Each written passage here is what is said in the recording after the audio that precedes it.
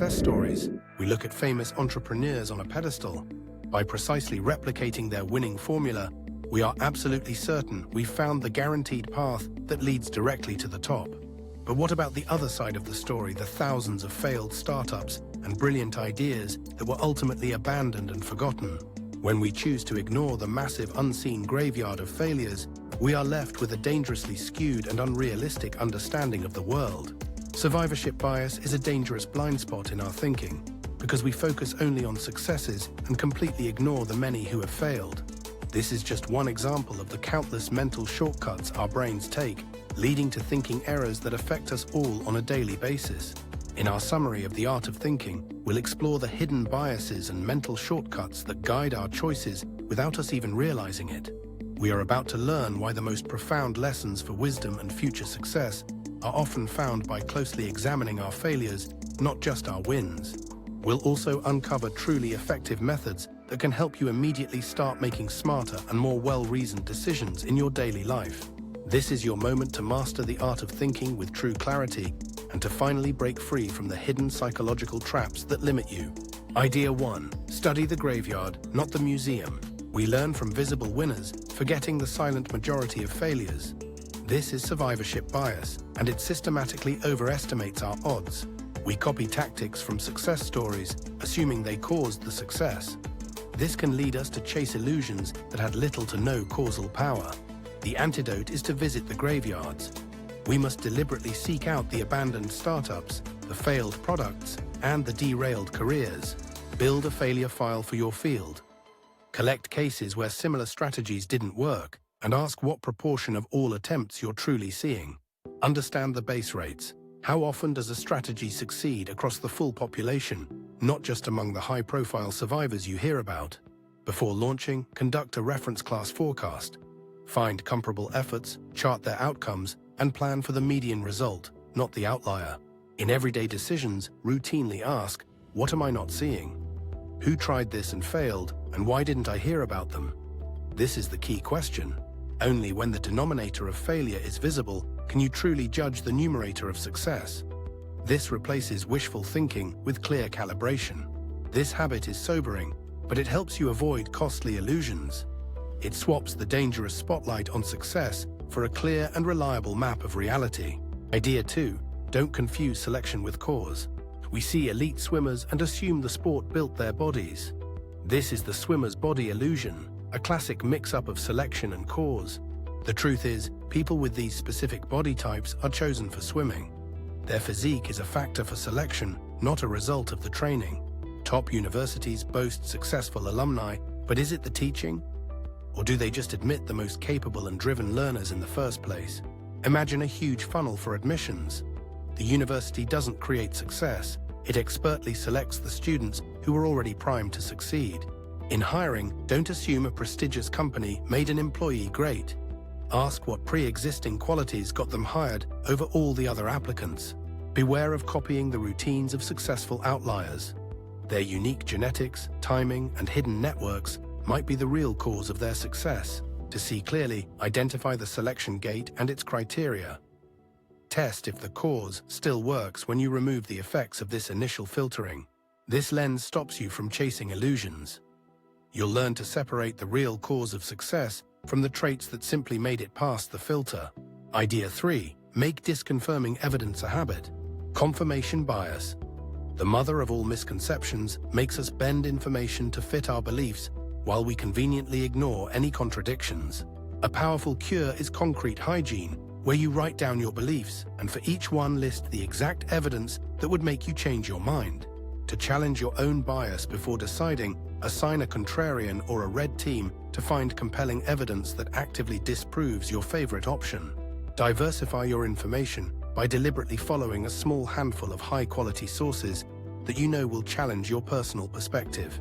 Evaluate your performance against your pre-committed plan, not a story told later, because true success is simply doing what you said you would do. To improve your conversations, first state the strongest version of the other person's viewpoint before you offer your own response. When you find evidence that goes against what you believe, reward yourself for that discovery instead of punishing yourself for having been wrong. This rewires your identity from the need to be right to the mission of getting it right. the only mindset truly compatible with clear thinking. Idea 4. Judge decisions by process, not results. With outcome bias, we judge a decision by its result, praising good luck and blaming bad luck, while ignoring the quality of the actual thinking process. It's essential to evaluate your entire process, thinking through the options you considered, the probabilities you assigned, and the hard trade-offs you faced. Keep a decision journal to log the context and options, plus your forecasts and rationale for each choice before you know how things turn out. When you review your journal later, focus on assessing your reasoning without letting the outcome influence your judgment of the process. It's vital to separate quality reviews from performance reviews, because one checks the work process while the other just looks at the final results. Run a pre-mortem to find problems before you begin. Gather your team and ask them to imagine all the ways your plan could go completely wrong. Next, hold a blameless post-mortem to review the quality of the information used, rather than focusing on individual actions or the final outcome. This mindset lets you make bold bets with confidence when the odds justify it, and you can act knowing you are backed by a sound process. It helps you exploit your entire system. Explain the guiding principles behind your incentives so people can fully internalize the why and not just focus on the mechanical formula. The best systems align personal interests with the company's goals, while poorly designed systems inevitably create perverse and even toxic behaviors. Idea 6. Use because, but test the reason. A famous experiment showed a simple trick. Just adding the word because to a request dramatically increased people's willingness to comply. This worked even when the reason given was completely meaningless. The word itself was a powerful shortcut that triggered immediate consensus. As a communicator, you can use this ethically. Attach a clear, concrete reason to your requests, and you'll find adults are far more helpful. For example, instead of just asking for a change, explain the benefit. Because this new process will cut our weekly reporting time by 30%. To think critically, you must build a mental defense. When you hear because, it's your signal to engage your mind, not to just switch it off. Pause and probe the substance of the reason. Does it actually support the decision? Is there any real evidence or data behind the statement? In your team, create a habit of the reason check. Normalize asking for the specific data or mechanism behind a proposal to ensure its quality. Over time, this makes you a kinder, more effective asker and a sharper, more insightful skeptic. You'll use reasons to clarify, not to manipulate. Idea 7. Replace performance with real understanding. Many people confuse performance with true expertise, like a chauffeur reciting a lecture. They just have the script, but lack any real understanding. It's called chauffeur knowledge, the dangerous illusion of mastery without true substance. This thinking misleads teams and derails important projects. To avoid this trap, test for depth, not just polish. Ask a probing question, like what evidence would actually make you change your mind on this. Ask an expert about their past failures, because real professionals have tales from mistakes and aren't afraid to discuss the lessons they learned. Always value those who understand their own limits, because true wisdom is knowing the clear line that separates what you know from what you don't. For your own work, build genuine mastery instead of just a polished facade. Test yourself by teaching the fundamentals to a complete beginner. Sharing a public list of things you don't know is a powerful display of intellectual honesty and a real commitment to continuous learning. Reward people who say, "I don't know yet, but have a plan." You'll build a team that values honest discovery instead of just pretending to know.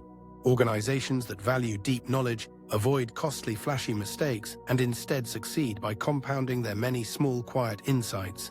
Idea 8. If you have nothing to say, say nothing. This is a powerful principle for clear communication and effective thinking. Unclear thinking is often hidden behind a wall of technical jargon, a tendency that simply fills the air with vague and meaningless language. The cure is ruthless clarity. Before speaking, force yourself to define your exact point in a single powerful sentence. What are you claiming? Replace vague buzzwords with concrete nouns and hard numbers to make abstract concepts clear and actionable using specific language. Let's make silence in meetings more acceptable, because a thoughtful pause is much better than filling the air with unproductive chatter. Leaders should model brevity and clarity. Reward those who sharpen arguments, not just the ones who inflate them with meaningless words and slides. Here's something to try in your workflow. It's a compression pass where you cut 30% of words from an email without losing any of its core meaning. Apply that same ruthless editing to your presentations, and you'll find cutting 50% from a slide deck reveals what truly mattered all along. Wordiness wastes time and hides risk.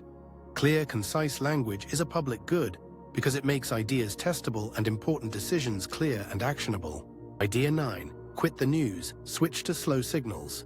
Most daily news is like cognitive sugar, a loud low-signal feed that shatters your focus and distorts your perception of what is actually a real risk. All this constant noise prevents the deep, focused work that matters and leaves you just reacting rather than thoughtfully creating. For a clearer view, adopt a slow news diet. Skip the endless scrolling feeds and choose weekly or monthly summaries for a much more focused outlook. Upgrade your information diet to build genuine knowledge with insightful books, well-sourced long-form articles, and deeply researched academic papers. For professionals who must track events, batch your news into scheduled windows of time to avoid letting constant updates distract you from your work. Take charge of your digital world by actively pruning your apps and alerts to remove the default sources of noise and constant distraction.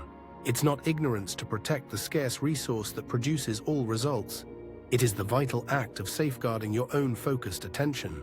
By consciously downgrading noise and upgrading signal, you reduce your anxiety and create space for clear thought and truly meaningful action. Idea 10. Beware storytelling's sweet trap. Our brains prefer clean narratives over messy reality. We instinctively compress complex random events into simple cause and effect stories.